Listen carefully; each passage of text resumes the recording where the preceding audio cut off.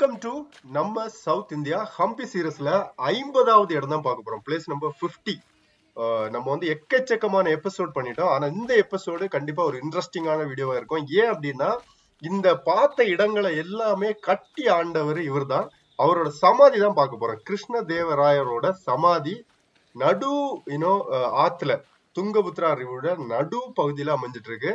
அந்த அவரோட சமாதியை தான் பார்க்க போறோம். ஆனா நம்ம பக்கத்துல போய் பார்க்கணும்ன்ற ஒரு எக்ஸைட்மெண்டோட தான் வந்தோம். ஆனா தண்ணி அதிகமா இருந்ததுனால நம்ம பக்கத்துல போய் ஆக்சஸ் பண்ண முடியல.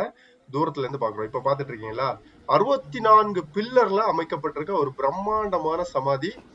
எனக்கு தெரிஞ்ச அளவுல துங்கபுத்ரா ரிவர் அப்படின்றது ஒரு ரொம்ப தேவையான ஒரு விஷயமா இருந்திருக்கும்னு நினைக்கிறேன். அந்த ரிவரோட நடுவுலே அவரோட சமாதி அமைச்சிருக்காங்க அப்படின்றத பார்த்தோம்.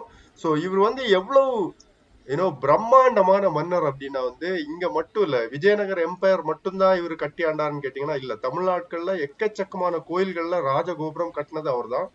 ஆந்திராலையும் எக்கச்சக்கமான பிளேசஸ்களை வந்து ஈவன் கோட்டைகளா இருக்கட்டும் கோயில்களா இருக்கட்டும் கட்டினது அவர் தான். ஏன்னா கோயில்கள் இருந்திருக்கு, அதை வந்து புதுப்பிச்சு அதை பிரம்மாண்டமா உருவாக்குனது அவரு அப்படின்னு சொல்லலாம். சோ அந்த கிருஷ்ணதேவராயரோட சமாதியை தான் நம்ம பார்த்துட்டு இருக்கோம். இது வந்து அந்த துங்கபத்ரா ரிவர்ல நடுவுல இருக்கு. நீங்க வந்து மழை காலங்கள்லயோ இல்லது தண்ணி அதிகமா வரும் காலங்கள்லயோ நீங்க போய் பார்க்க முடியாது. ரொம்ப ட்ரை சீசன்ல போனீங்க அப்படின்னா இங்க தண்ணியே இருக்காது. நம்ம பக்கத்துல போய் அவரோட சமாதியை பார்க்கலாம், நடந்தே போய் பார்க்கலாம்.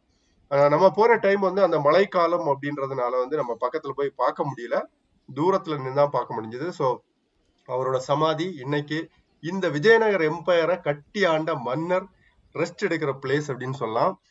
ஏன்னா ரொம்ப பிரம்மாண்டமா வந்து இந்த சிட்டியை உருவாக்கி இருப்பாரு இந்த விஜயநகர் எம்பையர் அப்படின்றது. ஸோ ஹம்பிக்கும் ஆனைகுண்டுக்கும் நடுவுல தான் அந்த துங்கபத்ரா ரிவர் இருக்கு, அங்கதான் இருக்காரு. அங்க ஒரு ஆலமரத்து பக்கத்துல 2 சிலை ராஜா ராணி மாதிரி இருந்தது. பட் யார் அப்படின்றது தெரியல. சோ உங்களுக்கு யார் இவங்க அப்படின்னு தெரிஞ்சா கண்டிப்பா கமெண்ட்ல சொல்லுங்க. இந்த இடத்துலயும் ஒரு பிரம்மாண்டமான கோட்டை அமைப்பு இருந்தது, கல்வெட்டுகள் எல்லாமே இருந்தது ஆக்சுவலி. சோ துங்கபத்ரா ரிவர் எவ்வளவு பிரம்மாண்டமா ஓடிட்டு இருக்கு அப்படின்னு பாருங்க. ஒரு பெரிய ஆறு. சோ ரொம்ப பெருசா இருக்கும்.